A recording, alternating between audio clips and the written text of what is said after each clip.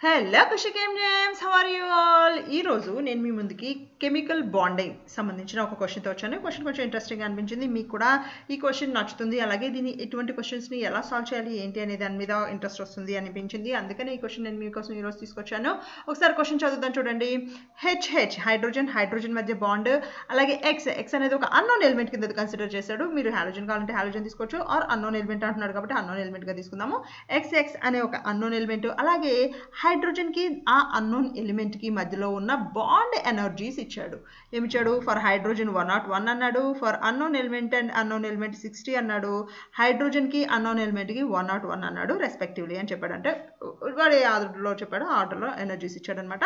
అయితే assuming the electronegativity of the హైడ్రోజన్కి సంబంధించిన electronegativity కనుక మీకు 2.1 ఉంటే అప్పుడు another element unknown element X ఏదైతే ఉందో దానికి సంబంధించిన ఎలక్ట్రోనెగటివిటీ ఎంత ఉంటుంది అని అడుగుతున్నాడు. ఇది ఎలా చెప్తాము? బాండ్ ఎంథాల్పీస్ ఇచ్చాడు. హైడ్రోజన్ బాండ్ ఎంథాల్పీ ఇచ్చాడు, అన్నోన్ ఎలిమెంట్ బాండ్ ఎంథాల్పీ ఇచ్చాడు, హైడ్రోజన్కి అన్నోన్ ఎలిమెంట్కి ఉన్న బాండ్ ఎంథాల్పీ ఇచ్చాడు, అలాగే హైడ్రోజన్కి సంబంధించిన ఎలక్ట్రోనెగటివిటీ ఇచ్చాడు. సో ఇప్పుడు దీన్ని బట్టి మనకి ఏం తెలియాలి అంటే, మనం థాట్ ప్రాసెస్ గురించి నేర్చుకున్నాము ఇంతకుముందు కొన్ని వీడియోస్లో చెప్పినట్టు. ఒక క్వశ్చన్ మన దగ్గరకు వచ్చినప్పుడు ఆ క్వశ్చన్ ఎలా సాల్వ్ చేయాలి అనే థాట్ ప్రాసెస్ మనకు తెలిస్తే అప్పుడు మనం ఆన్సర్ని చాలా ఈజీగా క్రాక్ చేయగలుగుతాం. సో ఇక్కడ థాట్ ప్రాసెస్ ఏంటి అంటే, ఎలక్ట్రోనెగటివిటీకి బాండ్ ఎంథాల్పీకి మధ్యలో ఏదైనా రిలేషన్ ఉందా?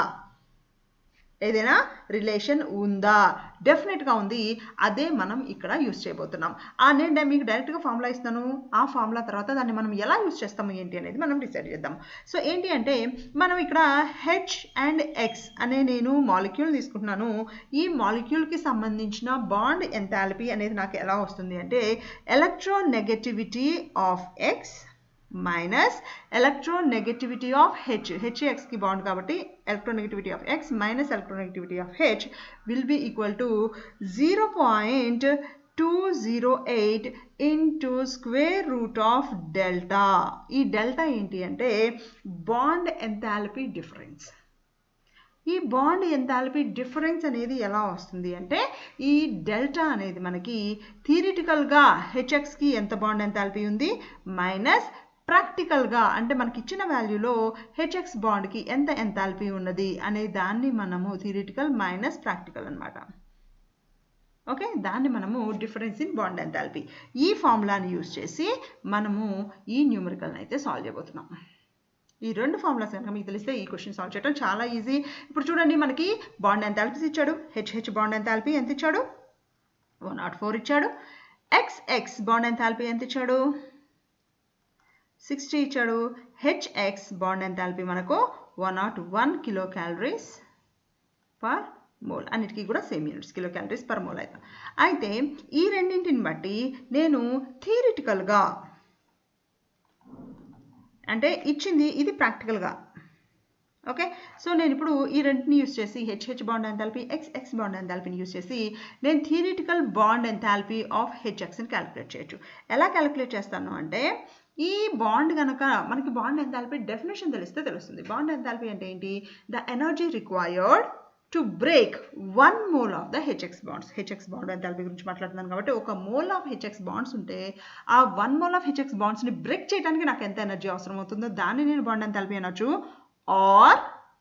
ఆర్ ఈ 1 మోల్ ఆఫ్ బాండ్స్, ఏ బాండ్స్? HX bonds. ఒక mole of HX bonds form అయితే ఎంత ఎనర్జీ రిలీజ్ అవుతుందో అంటే రెండు రకాలుగా చెప్తున్నాం. ఒకటి energy required to break the bond, దాని కాంట్రాడిక్టరీ ఏంటి?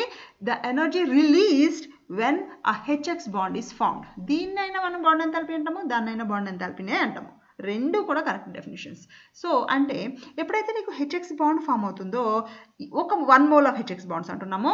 So energy required to break 1 mole of XX bonds అంటే ఎక్స్కి మధ్యలో ఉన్న 1 mole of bonds, 1 mole of XX bonds break చేయడానికి అవసరమైన energy plus 1 mole of the bonds between H మధ్యలో ఉన్న బాండ్స్ని break చేయడానికి అవసరమైన ఎనర్జీ డివైడెడ్ బై 2 అంటే average of the bond enthalpies of the individual elements we are having will give us the theoretical bond enthalpy of any bond.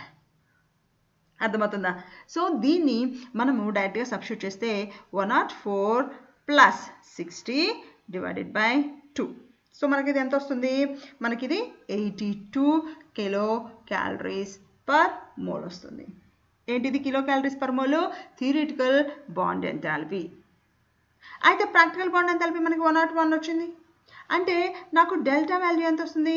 101 minus 82 అంటే నాకు ఎంత వచ్చింది? 19 వచ్చింది. ఈ 19 వాల్యూ ఎక్కడ? ఈ ఫార్ములాలో నేను కనుక సబ్స్టిట్యూట్ చేస్తే ఎలక్ట్రోనెగటివిటీ డిఫరెన్సెస్ అనేది నేను క్యాలిక్యులేట్ చేయొచ్చు. అండ్ హెచ్కి సంబంధించిన ఎలక్ట్రోనెగటివిటీ కూడా ఆల్రెడీ నాకు ఇచ్చేసాడు కాబట్టి నేను ఎలక్ట్రోనెగటివిటీ ఆఫ్ ఎక్స్ని క్యాలిక్యులేట్ చేయొచ్చు. సో చూద్దాం. Electronegativity of X minus electronegativity of hydrogen is given as 2.1 equal to 0.208 square root of 19. ఎందుకని 19 అనేది నాకు డెల్టా వాల్యూ కాబట్టి. సో దీన్ని సింప్లిఫై చేస్తే ఎలక్ట్రోనెగటివిటీ ఆఫ్ ఎక్స్ అనేది నాకు 3 అనేది వచ్చిందనమాట. సో ఇలా మనము ఈ న్యూమరికల్ని సాల్వ్ చేయొచ్చు. ఈ వీడియో కనుక మీకు ఇన్ఫర్మేటివ్గా అనిపిస్తే తప్పకుండా లైక్ చేయండి.